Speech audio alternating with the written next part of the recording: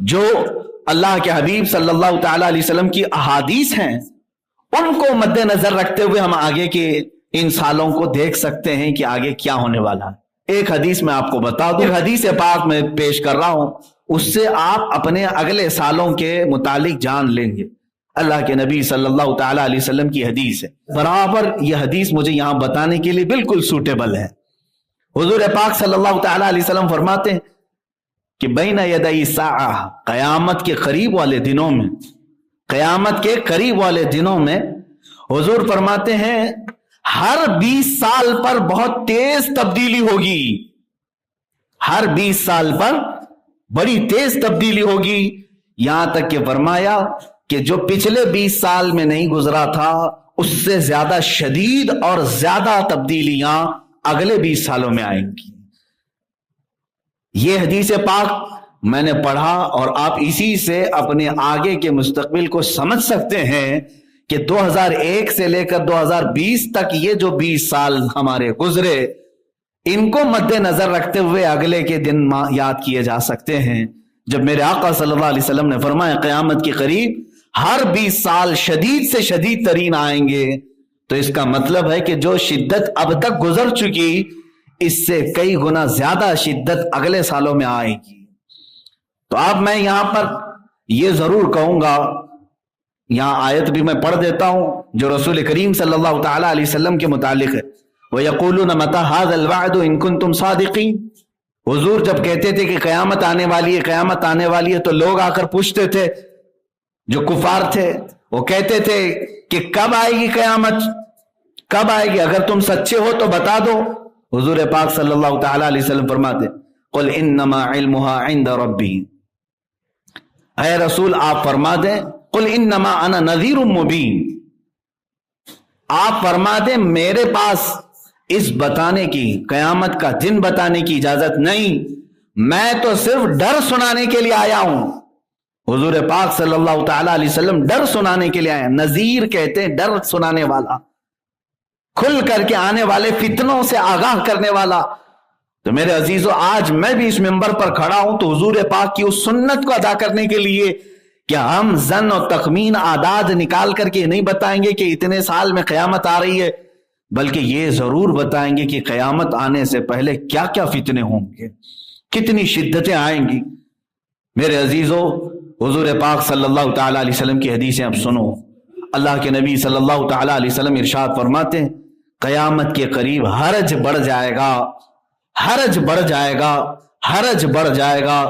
صحابہ نے پوچھا یا رسول اللہ صلی اللہ علیہ وسلم ومل حرج، یہ حرج کیا چیز ہے؟ رسول کریم صلی اللہ تعالی علیہ وسلم فرماتے ہیں قتل و غارت، اس کو حرج کہتے ہیں، قتل و غارت بہت ہوگی۔ تو صحابہ نے پوچھا اے رسول پاک صلی اللہ تعالی علیہ وسلم آج کون سی کم ہے؟ اس وقت بھی جنگیں اتنی ہوتی تھی، مکہ والے، مدینے والے، دوسرے قبائل جو لڑتے تھے۔ صحابہ نے کہا آج جس طرح کفار اور مشرکین مسلمانوں کے ساتھ مٹبھیڑ ہوتی ہے، جنگیں ہوتی ہیں، قتل تو بہت ہوتے ہیں، کیا اس سے بھی زیادہ قتل ہوگا؟ حضور پاک صلی اللہ علیہ وسلم نے اب جو بیان فرمایا وہ قابل توجہ ہے میرے عزیزو۔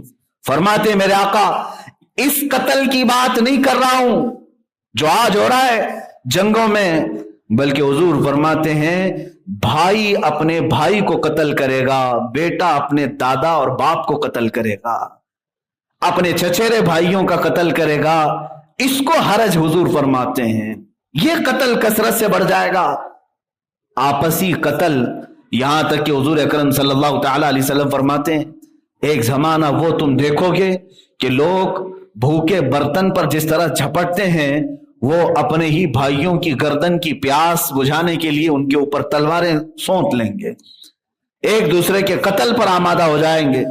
اس کو میرے آقا صلی اللہ علیہ وسلم نے فرمایا یہ حرج ہے اور یہ بڑھ جائے گا قیامت کے قریب، بہت تیزی سے بڑھے گا۔ اور ایک ملحمت الکبریٰ کے متعلق حدیث ملتی ہے کہ تم دیکھو گے میری امت میں قتل اتنا بڑھ جائے گا کہ اگر 100 لوگ ہوں گے 99 قتل ہو جائیں گے، ایک بچے گا۔ اتنی تیزی سے یہ قتل و غارت کا سلسلہ شروع ہو جائے گا۔ عزیزان گرامی وقار، کہیں وہ ان آنے والے سالوں کے متعلق ہی تو نہیں بتایا گیا تھا جو حدیث پاک میں بشارت دی گئی ہے یہ اگلے آنے والے 20 سال تو نہیں ہے، اس لیے کہ حالات پوری دنیا کی سیاست کے بدلتے ہوئے تیزی سے ہمیں نظر آ رہے ہیں، ایک ایک سال کے اندر بہت تیزی سے تبدیلیاں آ رہی۔ آج دنیا نے جس طرح سے ہمارے سامنے ایک تصویر کھینچی ہے، اس کو دیکھ کر کے ہم سب مسلمانوں کو چاہیے کہ اپنے نبی کریم صلی اللہ تعالی علیہ وسلم کی احادیث کو پڑھیں، اس زمانے کے بارے میں میرے آقا نے کیا کیا بیان کیا ہے۔ اور ایک حدیث میں پڑھا، آج ہی کی بات میں بتا رہا ہوں، میرے مطالعے میں یہ حدیث پہلے نہیں تھی، میں نے آج پڑھا، ہو بہو اسی زمانے کے لیے ہے۔ رسول پاک صلی اللہ تعالی علیہ وسلم فرماتے ہیں تمہارے زمانے میں ایک بلا آئے گی قیامت کے قریب، اور اس بلا میں جو بھی گرفتار ہوگا دوسرے لوگ اسے تانا دیں گے اور اس کا گھر چھوڑ کر بھاگیں گے۔ یعیر الرجل، حدیث پاک میں آر دلایا جائے گا آدمی کو، یہاں تک کہ حدیث میں الفاظ یہ ہیں کہ باپ اپنے بیٹے کو چھوڑ کر نکلے گا، بھائی اپنے بھائی کو چھوڑ کر نکل جائے گا۔ کیا یہ کورونا میں نہیں ہوا؟ کیا اس بلا کے وقت میں یہ نہیں ہوا؟ آر دلانا، جیسے آج بھی اگر چھینکو تو لوگ بھاگ جائیں، کھانسو تو لوگ ڈسٹینس پیدا کر لیں، اور اتنا ہی نہیں، چھینک اور کھانسی تو دور کی بات، اب تو یہاں ایسا زہر گھول دیا گیا ہے کہ داڑھی اور ٹوپی دیکھ کر کے بھی لوگ ڈسٹینس کر رہے ہیں۔ یہ تو زہریلا ماحول بنایا جا رہا ہے۔ عزیزان گرامی، میرے آقا صلی اللہ تعالی علیہ وسلم کی حدیث بالکل صادق نظر آتی ہے آج کے زمانے میں۔ حضور اکرم صلی اللہ علیہ وسلم فرماتے ہیں ایک بلا تمہارے زمانے میں ایسی آئے گی کہ اس میں جو مبتلا ہوگا اس بلا میں اسے آر دلایا جائے گا۔ آر دلانا مطلب سمجھتے ہیں؟ تانا مارنا، حتیٰ کہ اس کے رشتہ دار اسے تنہا چھوڑ کر کے دور ہو جائیں گے۔ اللہ اکبر! یہ احادیث جب کھلتی ہیں تو سمجھ میں آتا ہے کہ کیسا میرا رسول غیب دان نبی تھا۔ میرے آقا صلی اللہ تعالی علیہ وسلم مدینہ طیبہ سے 14 صدیاں پہلے ان تمام رونما ہونے والے واقعات کو من و عن بتا رہے ہیں۔ یقیناً میرے عزیزو، وہ رسول پاک صلی اللہ تعالی علیہ وسلم نے جو کچھ بھی بیان کیا وہ اللہ کی عطا کیے ہوئے علم سے بیان کیا ہے۔ اسی لیے آج میں دعوت دیتا ہوں نوجوانوں کو کہ آج تمہارے مطالعے کا وقت ہے، سرچ کرنے کا وقت ہے۔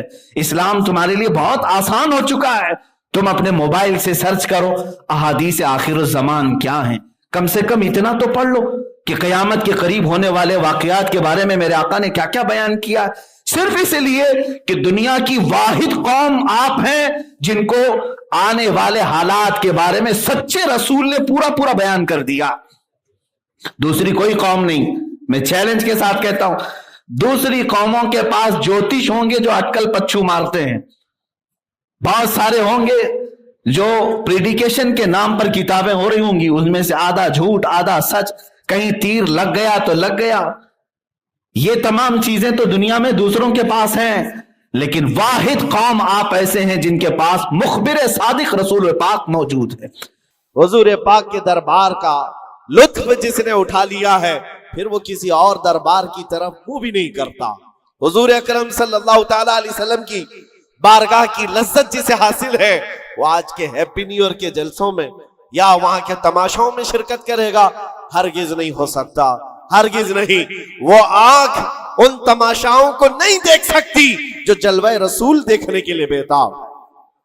آج کی رات میرے عزیزو یہ لکھا جائے گا، تمہارے نامہ اعمال میں تو یہ لکھا ہی جا رہا ہے، دنیا کے جو جو حالات ابھی چل رہے ہیں وہ بھی لکھا جا رہا ہوگا کہ لوگ سال کا اخیر حصہ کس طرح سے گزارتے ہیں، نئے سال کی ابتدا اور اس کا استقبال کس طرح کرتے ہیں۔ دنیا والے عیش میں دھت ہو کر، نشے میں دھت ہو کر کے کرتے ہیں، مگر مسلمان نبی پاک کے قدموں میں ہی کامیابی سمجھتا ہے۔ آؤ حضور رحمت عالم صلی اللہ تعالی علیہ وسلم کے اس دربار کی لذت میں دینا چاہتا ہوں۔ اسی لیے اس بات پر میں بار بار توجہ دے رہا ہوں، پھر کے گلی گلی تباہ، ٹھوکریں سب کی کھائی کیوں؟ کب تک ٹھوکریں کھاؤ گے اے نوجوانوں؟ کب تک اس کی گلی میں اس کی گلی میں کہاں کہاں مانگو گے، کہاں کہاں کس سے بات کرو گے؟ ایک گلی کی طرف آ جاؤ جو ہر گلی سے آزاد کرتی ہے۔ دوسروں کے منگتا بننے سے بہتر ہے آمینہ کے لال کے منگتا بن جائے، اس نبی پاک کی غلامی جو ہزار آزادیوں سے افضل ہے۔ सैयदना बिलाल हबशी रदी अल्लाह ताला, वो जानिसारे रसूल, दामन रसूल में जैसी आ गया। जानते हो हजरत बिलाल हबशी रज़ियल्लाहु ताला अन्हु कई सालों तक जख्म उठाए और बच्चा बच्चा उनके मुतालिक जानता है। मक्का की गलियों में उनके पैरों में रस्सी बांधकर औबाश लोगों के हाथ में दिया जाता और वो बदमाश लड़के आपको मक्का की गलियों में रस्सी में पांव में रस्सी बांधकर खींचा करते थे। उनकी जिस्म पर, उनकी पीठ पर गरम सिल रखा जाना, दहकते हुए अंगारों में उनको सुलाया जाना, ये सब रिवायतें पता है आप बिलाल हबशी को। लेकिन जो मैं बात कहने जा रहा हूं, जमाना बीत गया, आप तो हुजूर पाक की गुलामी में आए और हुजूर पाक सल्लल्लाहु अलैहि वसल्लम की वफात के बाद सिद्दीक अकबर का जमाना आया, हजरत उमर का जमाना। मेरे अजीजों, आपको एक बात बताऊं, जब मजलिसे अमीरुल मोमिनीन हजरत उमर फारूक रज़ियल्लाहु ताला अन्हु में हजरत बिलाल हाजिर होते, बिलाल उनकी कैफियत क्या थी? वो भी मक्का के गुलाम थे, हबशी गुलाम। हबशी गुलाम उस वक्त मक्का में हिकारत से देखते थे लोग, काले रंग का होता है, चौड़ी नाक का होता है। लेकिन सैयदना बिलाल हबशी की बात यह है, अमीरुल मोमिनीन उमर इब्न खत्ताब, जिसके रौब और दबदबे का हाल ये है कैसर और किसरा की फौजें थर थर कांपती हो, वो अमीरुल मोमिनीन जिसके बू से, जिसकी सिर्फ और सिर्फ हवा से, जिसकी खुशबू से शैतान रास्ता बदल लेता हो। जब बिलाल हबशी उनकी महफिल में आते तो क्या कहकर पुकारते जानते हो? या सैयदना बिलाल, या सैयदना बिलाल, ऐ हमारे आका बिलाल आइए, ऐ हमारे आका बिलाल आइए। हजरत बिलाल कहते, हुजूर ये आपकी जुबान से अच्छा नहीं लगता, मैं गुलाम हूं, मुझे गुलाम कहकर पुकारे, आप सैयदना कहते। कौन कह रहा है सैयदना? उमर इब्न खत्ताब। किसको कह रहे? बिलाल हबशी को। सैयदना बिलाल आइए। हजरत बिलाल जब कहते अमीरुल मोमिनीन, आप ये ना कहें सैयदना, मुझको गुलाम कहकर पुकारे। हजरत उमर क्या कहते थे? आइए आपको मैं बताऊं क्यों सैयदना बिलाल कहकर पुकारता हूं। आप अपना जुब्बा उठाएं। जब वो जुब्बा उठाते, उनकी पीठ पर जो दागे हुए निशान थे, हजरत उमर उसको बोसा लेते थे और चूमते थे और कहते, ए बिलाल, जो रसूलुल्लाह की मोहब्बत में जख्म तुमने खाए, वो जख्म हमने नहीं खाए हैं। जिसको हो दर्द का मजा, नाज़े दवा उठाए क्यों। अजीजा ने गिरामी वकार, मकाम और मर्तबे में वही बुलंद था जो दरबारे रिसालत में आपका और उस गली का गधा बनकर के पूरी जिंदगी गुजारता रहा। एक दो नहीं, कई मिसालें आपको मैं बताऊं। एक साहबी है मुसअब बिन उमैर, ये रसूल पाक सल्लल्लाहु ताला अलैहि वसल्लम के एम्बेसडर कहलाते थे, तर्जुमाने रसूल थे, सफीरे रसूल थे। इनकी कैफियत क्या है? अल्लाहु अकबर। तारीख में लिखा है, ये 27 साल के कड़ियल जवान और मक्का में ऐसे लिबास पहनते थे कि रेशम का लिबास, इनका लिबास मशहूर था। और मक्का की गलियों में जब घूमते थे, इनका इतर जो लगाते, पूरी गलियों में खुशबू आती। महंगा लिबास पहनते, महंगा अतर इस्तेमाल करते। दामन मुस्तफा से जब वाबस्ता हुए, ये मुसअब बिन उमैर, उनकी माँ भी काफिरा है, बाप भी काफिर है और सख्त तरीन दुश्मनाने रसूल है। शुरू में आपने अपना इस्लाम छुपाए रखा। चंद दिनों के बाद एक दिन उस्मान बिन तलहा ने देख लिया, जो कलील बरदार काबा थे, जाकर इनकी माँ से कहा, तू क्या घर पर बैठी रहती है? तेरा बेटा तो मोहम्मद के दीन को इख्तियार कर चुका है। माँ को इतना बुरा लगा ये जुमला। जब मुसअब बिन उमैर आए तो उनसे पूछा कि क्या तुमने मोहम्मद अरबी का दीन कबूल कर लिया है? आपने बरजस्ता कहा, हाँ, उस रसूल पाक सल्लल्लाहु अलैहि वसल्लम के दीन में दाखिल हुआ जो बंदों की इबादत से निकाल कर खालिक की इबादत की तरफ ले जाता है। आपका ये जुमला माँ बाप को शाक गुजरा, मारना शुरू किया, इतना मारा जख्मी कर दिया। उसके बाद मुसअब बिन उमैर घर से निकले, रोज मार खाते थे, रोज अपनी माँ से भी और अपने बाप से भी कोड़े भी खाते थे। दरबारे रसूल में जब आते तो जख्मी हालत में आते, कपड़े भी उनके जख्मों से फटे हुए होते। हुजूर पाक सल्लल्लाहु अलैहि वसल्लम ने फरमाया, मुसअब तुम यहाँ से हबशा चले जाओ, हबशा हिजरत करके चले जाओ। माँ बाप वतन सब छोड़कर हबशा की तरफ चले गए। चंद महीने वहां रुके, واپس آئے, پھر دوبارہ حبشہ کی ہجرت کیا. نبی کریم صلی اللہ تعالی علیہ وسلم کا یہ جانثار ہجرت پر ہجرت کرتا رہا. ایک وقت ایسا آیا تھا کہ نبی پاک صلی اللہ تعالی علیہ وسلم نے مدینے ہجرت کرنے سے پہلے اپنا سفیر بنا کر کسی کو بھیجا تھا, تو مصعب بن عمیر تھے. مدینے آئے تھے, گلی گلی میں جاتے تھے, گھر گھر کو کھٹکھٹاتے تھے. ایک سال کے اندر 73 صحابہ کو مدینے کے وہ حضور کے پاک کی بارگاہ میں لا کر غلام بنا دیا تھا. نبی پاک صلی اللہ تعالی علیہ وسلم کے دربار کے ایسے غلام بنائے, عام لوگ نہیں ہیں. سعد بن عبادہ, سعد بن معاذ, یہ انصار قبیلوں کے سرداروں کو اسلام پہنچانے والا وہ کڑیل جوان. میں بات کس لیے کر رہا ہوں, سنو ذرا, زندگی تھوڑی سی مجھے بتانی ضروری ہے. وہ مصعب بن عمیر جو ریشم کا لباس پہنتا, جو مہنگے عود اور عطر استعمال کرتا, دامن مصطفیٰ میں آیا ہے, ہجرت پر ہجرت ہے, وطن چھوٹا ہے, کبھی حبشہ کے چکر, کبھی افریقہ کے چکر, اور اس کے بعد کبھی یثرب, یہاں پر آپ آ کر آباد ہوتے رہے. جب رسول پاک صلی اللہ تعالی علیہ وسلم مدینے تشریف لائے تھے, اللہ اکبر, استقبال کرنے والوں میں سب سے آگے بڑھ کر مدینے والوں کو جو بتایا تھا کون تھا جانتے ہو آپ؟ حضور جب تشریف لا رہے تھے, مدینے آ رہے تھے, حضرت ابوبکر صدیق اپنا کرتا اٹھا کر کے لوگوں کے یعنی ہلا ہلا کر جھنڈا بنا کر بتا رہے تھے حضور پاک صلی اللہ تعالی علیہ وسلم یہ میرے آقا ہیں. مصعب بن عمیر نے مدینے والوں کو دور سے دیکھ کر کے بتایا تھا کہ جو کپڑا ہلا رہا ہے وہ رسول اللہ کا غلام خاص ہے, اور جو چمکدار چہرہ مدینے میں طلوع ہو رہا ہے وہ محمد رسول اللہ کا ہے. مصعب بن عمیر یہ مدینہ طیبہ میں سفیر اسلام ہے, سفیر رسول ہے. تھوڑے دنوں کی بات ہے میرے عزیزوں, جیسے ہی حضور تشریف لائے, جانتے حضور کے پاس جس وقت وہ آئے تھے مدینے میں, میرے آقا صلی اللہ علیہ وسلم کی آنکھوں میں آنسو آ گئے مصعب بن عمیر کو دیکھ کر. کس وجہ سے؟ صحابہ کہتے ہیں مصعب بن عمیر کے پورے جسم میں پہننے کے لیے کوئی کپڑا نہیں تھا, ایک بکری کی کھال کو لپیٹ کر کے اس پر کانٹے لگا لیے تھے. بکری کی کھال, اور جگہ جگہ سے وہ بھی پھٹی ہوئی ہے, وہ پہن کر کے حضور کے بارگاہ میں آئے. میرے آقا صلی اللہ علیہ وسلم انہیں دیکھ کر رو پڑے. لوگوں سے کہا جانتے ہو یہ میرا مصعب, یہ مکہ کی گلیوں میں جب چلتا تھا اس کے عطر کی خوشبو پوری گلیوں میں ہوتی, سب سے مہنگا لباس پہنتا, ریشم کا لباس پہننے والا مصعب بن عمیر آج بکری کی ایک کھال میں اپنا جسم چھپا رہا ہے. عزیزان گرام وقار, ساری عیش کی زندگی ترک کیا تھا صرف اسی گلی کے لیے. پھر کے گلی گلی تباہ, ٹھوکریں سب کی کھائی کیوں, دل کو جو عقل دے خدا تیری گلی سے جائے کیوں. نبی رحمت صلی اللہ تعالی علیہ وسلم نے اپنی چادر اٹھا کر ان کو عطا کی تھی, اور اس چادر کو لے کر زندگی بھر گزارتے رہے. جب جنگ احد کا موقع آیا, بدر میں شریک رہے, احد میں آئے.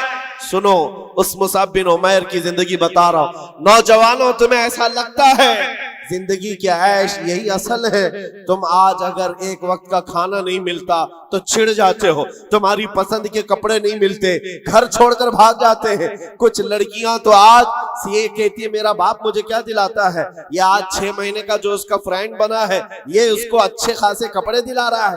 یہ سب تو آج معیار بنا ہوا ہے جینے کا. اس مصعب بن عمیر کی زندگی صرف اس لیے بتا رہا ہوں, عیش و عشرت کو ترک کیا تھا اس رسول پاک صلی اللہ تعالی علیہ وسلم کی غلامی میں. جانتے ہو احد کے میدان میں ایک وقت ایسا آیا کہ شیطان نے افواہ گرم کر دی تھی کہ محمد رسول اللہ کا انتقال ہو گیا صلی اللہ علیہ وسلم. معاذ اللہ, جیسی یہ خبر پھیلی صحابہ کرام کی 2 جماعتیں ہو گئی. 2 جماعتیں کیسے؟ بعض صحابہ نے کہا آپ تلوار اٹھا کر کے کیا کریں گے, چلو مدینے واپس چلتے ہیں. حضور پاک صلی اللہ تعالی علیہ وسلم کا اگر انتقال ہو گیا, وصال ہو گیا ہے تو کیا کریں گے. کچھ تو تلوار اٹھانے کو یہ کہہ کر چھوڑ دیے, اور لیکن دوسری جماعت یہ تھی جو یہ کہہ رہے تھے کہ ٹھیک کہا تم نے, رسول پاک صلی اللہ علیہ وسلم کے پاس ان کے بعد تلوار اٹھا کر کرنا کیا ہے. لیکن مصعب بن عمیر کا ایک جملہ تھا جو احد کے میدان میں گونج رہا تھا, اے لوگوں یہ کیوں نہیں سوچتے رسول اللہ کے بعد جینے کا کیا مطلب ہے. اگر رسول اللہ نہیں ہے تو پھر جی کر کے مطلب کیا، اٹھاؤ تلوار۔ تو یہ چند لوگوں کی جو جماعت کی سپہ سالاری کر رہے تھے اس وقت میدان میں مصعب بن عمیر جھنڈا ہاتھ میں پکڑا تھا۔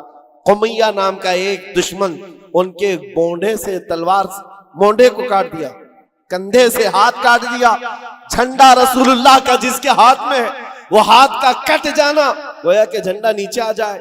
مصعب بن عمیر کا ایک ہاتھ کٹا، جھنڈا بائیں ہاتھ میں اٹھا کر کھڑے ہوئے، رسول اللہ کا جھنڈا گرنے نہیں دے رہے تھے۔ اور جب بائیں ہاتھ میں ان کا جھنڈا آیا تو وہی ظالم نے بائیں ہاتھ کو کہنی سمیت کاٹ دیا۔ جھنڈا یا تو اس ہاتھ میں ہو سکتا ہے یا اس ہاتھ میں۔ تاریخ اسلام کی سچے اور آگ کی وہاں گردانی کرو، سرگردانی کرو تو پتا چلے مصعب بن عمیر نے کٹے ہوئے بازوؤں سے اس پرچم کو پکڑا تھا، سینے میں دبا کر، اپنی ٹھوڑی کے نیچے دبا کر حضور کے پرچم کو نیچے نہیں آنے دینا چاہتا۔ جس کے ادھر کا بازو کٹ گیا ہو، ادھر کا ہاتھ کٹ گیا ہو، کٹے ہوئے ہاتھوں سے۔ اور اسی احد کے میدان میں ظالموں نے جب دیکھا کہ یہ جھنڈا نیچے آنے نہیں دیتا، سینے پر بہت تیز بھالا مارا، نیزہ مارا۔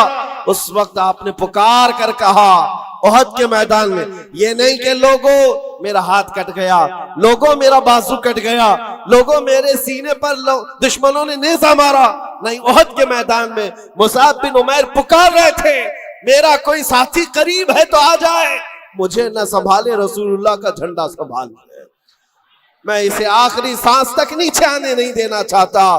حضور پاک صلی اللہ تعالی علیہ وسلم کے پرچم کو نیچے آنے نہیں دینا چاہتے۔ ان کے بھائی تھے، انہوں نے اٹھا لیا۔ حضرت مصعب بن عمیر احد کے میدان میں شہید ہو گئے۔ جانتے ہو رسول پاک صلی اللہ علیہ وسلم ساری لاشوں کو جب جمع کر رہے تھے، مصعب بن عمیر کے پاس آئے اور پھر کہا اے مصعب بن عمیر، وہ سفیر اسلام ہے، رسول اللہ کا ترجمان ہے، من المؤمنین رجال صدقوا ما عاہدوا اللہ علیہ، مومنین میں سے کچھ لوگ وہ ہیں جنہوں نے اللہ سے کیا ہوا وعدہ پورا کر دیا ہے۔ اور اس کے بعد ان کے دفن کا طریقہ بھی ہے۔ اللہ اکبر۔ رسول پاک صلی اللہ علیہ وسلم نے فرمایا ان کو دفن کرو، ان کو دفن کرو۔ جب ان کو دفن کرنے کی بات آئی تو آپ کا جسم چھپانے کے لیے صحابہ کوشش کرتے رہے۔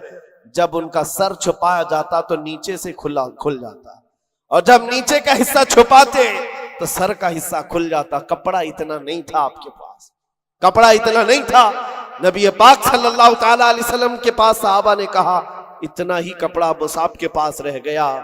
حضور پاک صلی اللہ علیہ وسلم نے فرمایا مصعب کے پاس ایک چھوٹا ٹکڑا ہے، وہ دنیا سے ایک چھوٹا ٹکڑا لیے جا رہا ہے اور ساتھ میں رسول اللہ کو لیے جا رہا ہے، محمد الرسول اللہ کو ساتھ لیے جا رہا ہے۔ اذخر گھاس ان کے قدموں پر رکھ کر دفن کیا گیا۔ پھر میں کہتا ہوں میرے عزیزوں، وہ کون سے جوان تھے جنہوں نے اپنی زندگی کو نچھاور کر دیا تھا ان قدموں میں، عیش و عشرت کو ترک کر دیا تھا، ان کے مہنگے لباس، ان کی مہنگی خوشبوئیں، ساری چیزیں دربار رسالت میں وقف ہو گئی تھیں صرف نبی پاک صلی اللہ علیہ وسلم کی رضا کے لیے۔ آج آپ سے ہم یہ نہیں کہتے کہ حلال چیزیں چھوڑ دو، پہننا چھوڑ دو، اوڑھنا چھوڑ دو، نہیں، کم از کم حضور پاک کے اگر غلام ہو تو حرام چیزوں کو تو چھوڑ سکتے ہو۔ لباس اچھا پہنو، خوشبو استعمال کرو، اس کی ممانعت نہیں ہے، لیکن اے نوجوانوں اگر حضور کی غلامی کا دعویٰ کرتے ہو تو ہم چاہتے ہیں تمہارے کان پھر یہ گندے نغمے کیوں سنتے ہیں، یہ گالیاں تمہاری زبانوں سے نکلتی کیسے ہیں، یہ تم آوارہ گردی میں اپنی آنکھیں بہکاتے کیسے ہو، تمہارے یہ جسم کا ہر عضو گناہوں کی غمازی کیوں کر رہا ہے۔ نبی رحمت صلی اللہ علیہ وسلم کے غلام ہو تو پھر آؤ میرے عزیزوں اس دربار کی غلامی کی لذت جسے مل جائے۔ اللہ اکبر۔ میں سچ کہتا ہوں، اقبال نے ایک جملہ کہا تھا، اقبال کے اشعار بہت معنی خیز ہے، کہا تھا کہ یہ غازی یہ تیرے پر اسرار بندے جنہیں تو نے بخشا ہے ذوق خدائی، دو نیم ان کی ٹھوکر میں دریا و صحرا سمٹ کر پہاڑ ان کی ہیبت سے رائی۔ اور پھر اقبال جو کہتا ہے دو عالم سے کرتی ہے بیگانہ دل کو عجب چیز ہے لذت آشنائی، دو عالم سے کرتی ہے بیگانہ دل کو عجب چیز ہے لذت آشنائی، جس کو حضور پاک کی آشنائی کی لذت ملی ہے پوری دنیا سے اسے بے خبر کر دیتے. میں اب سال کی ابتدا ہو گئی، ان جانثاروں کی بات میں کر رہا ہوں جنہوں نے رسول پاک صلی اللہ علیہ وسلم کی غلامی کی لذت محسوس کی ہے. احد کے میدان میں جانے سے پہلے دو گہرے یار، بہت گہرے دوست کیا دعا کر رہے ہیں بتاؤں اب؟ سعد ابن ابی وقاص، عبداللہ بن جہش، یہ دو نام یاد رکھنا ہے نوجوانوں، جن کو کہتے ہیں نا جگری یار، اٹھنا بیٹھنا ساتھ میں، کھانا پینا ساتھ میں، رات کو چلنا پھرنا ساتھ میں، کہیں کچھ مشورے کرنا ہو ساتھ میں. سعد ابن ابی وقاص اور عبداللہ بن جہش، ان دونوں کی دوستی بڑی مشہور تھی، بہت مشہور تھی. لیکن احد کے میدان میں جانے سے پہلے اللہ اکبر دعا کیا کر رہے ہیں سنو. دونوں آئے، مصلی بچھائے، رات کا وقت ہے. سعد ابن ابی وقاص کہتے ہیں میرے بھائی عبداللہ میں دعا کروں گا تم آمین کہنا. عبداللہ بن جہش کہتے ہیں ٹھیک ہے میں بھی دعا کروں گا تم آمین کہنا. دونوں مصلی بچھا کر بیٹھے، دعا کیا کر رہے ہیں؟ سعد بن ابی وقاص نے پہلے ہاتھ اٹھایا اور کہا اے اللہ کل احد کے میدان میں جب ہم اتریں گے تیرے رسول پاک صلی اللہ تعالی علیہ وسلم کی حمایت کے لیے، ہم اپنی جانیں قربان کرنے کے لیے میدان میں آئیں گے. مولا میرا مقابلہ کسی ایسے سخت دشمن کے ساتھ کرا جو سب سے بڑا پہلوان ہو، سب سے بڑا پہلوان ہو. تمنا تو دیکھو حضور کے غلام کی کیسی، تمنا کیسی. کل جو سب سے بڑا دشمن ہوگا اس سے میرا مقابلہ کرا دے مولا. پھر کیا کرے گا؟ سعد بن ابی وقاص کہتے ہیں مولا جب وہ تیرے حبیب کا دشمن سامنے آئے، کبھی میں اس کو دائیں سے ماروں، کبھی بائیں سے ماروں، کبھی آگے سے ماروں، کبھی پیچھے سے ماروں، اور اس کو گرا کر اس کے نیزے پر جھنڈا گاڑ کر کہو لبیک یا رسول اللہ، رسول پاک کی سر بلندی کا اعلان کروں. یہ دعا تو دیکھیں دعائیں کیسی کیسی ہیں. علماء کی تمنا یہ نہیں ہے حالات کچھ ہو گئے تو میں چھپ کر کے کہیں پناہ لے لوں گا. جنگ کے حالات میرے عزیزوں کرکٹ کا میدان نہیں ہے، سر ہتھیلی میں لیے جانے کا منظر ہوتا ہے، جان لے کر جاتے ہیں. لیکن تمنا بھی کیا ہے، چھوٹے سپاہی سے لڑنے کا نہیں ہے، چھٹ پٹ وارداتیں نہیں ہیں. سعد بن ابی وقاص کہتے ہیں سب سے بڑا پہلوان جو ہوگا میرا اس سے مقابلہ ہو جائے. دعا کر کے ان کے دوست جگری دوست ہیں عبداللہ بن جہش آمین کہہ رہے، آمین کہہ رہے. اب سنو جب ان کی دعا ختم ہو گئی عبداللہ بن جہش کہتے اے سعد اب میں دعا کرتا ہوں تم آمین کہو. اللہ اللہ دعائیں کیسی. جانثاران رسول عبداللہ بن جہش ہاتھ اٹھاتے اور کہتے ہیں بارگاہ رب العزت میں مولا کریم جب کل کی صبح تیرے رسول کے ساتھ ہم میدان میں جائیں، اے رب ذوالجلال اسلام کی سربلندی کے لیے، تیرے نبی کے ناموس کی حفاظت کے لیے لڑنے کے لیے جب میں میدان میں آؤں تو کیا ہو مولا دشمنوں سے میرا مقابلہ ہو جائے اور دشمنوں کی صفوں میں گھر جاؤں. کبھی دشمن مجھے سامنے سے مارے، کبھی پیچھے سے مارے، کبھی دائیں سے مارے، کبھی بائیں سے مارے، اور مجھے مار مار کر ٹکڑے کرے، اور پھر میرے ہر ٹکڑے سے آواز آئے تیرا رسول سر بلند ہے، اسلام سر بلند ہے.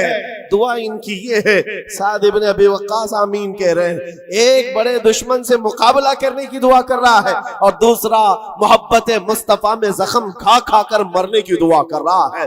صبح ہوئی، احد کے میدان میں جب پہنچے عزیزان گرامی وقار، بات ایسی تھی سعد بن ابی وقاص صف میں سب سے پہلے آگے آئے تھے. اس وقت دشمنوں میں سے جو اس وقت سب سے بڑا پہلوان تھا سعد بن ابی وقاص کے سامنے آیا، جس کو کہا جاتا تھا 1000 انسانوں کی طاقت رکھتا ہے. سعد بن ابی وقاص اس کو دیکھتے ہی کہتے ہیں تو نہیں آیا، میرے رب نے بھیجا ہے، اس لیے کہ رات کو میں نے دعا کی تھی جو تمہارا سب سے بڑا پہلوان ہوگا میں اس سے مقابلہ کروں گا. سعد بن ابی وقاص نے دعا کی تھی، مولا نے سامنا کرا دیا. اب شروع ہو گئے تیر چلنا اور نیزے چلنا. سعد بن ابی وقاص کے تیر ایسے تیر تھے، کبھی سامنے سے جاتے، کبھی دائیں سے، کبھی بائیں سے، بجلیوں کی طرح آواز کرتے، اس دشمن کے سینے میں پیوست ہوتے. جانتے ہو یہ سعد بن ابی وقاص کون ہے؟ تیر چلاتے تھے تو پیچھے سے رسول اللہ آواز دیتے تھے بی ابی انت و امی ارمی یا سعد، اے سعد تیرے تیر چلا، تجھ پر میرے ماں باپ قربان. تنہا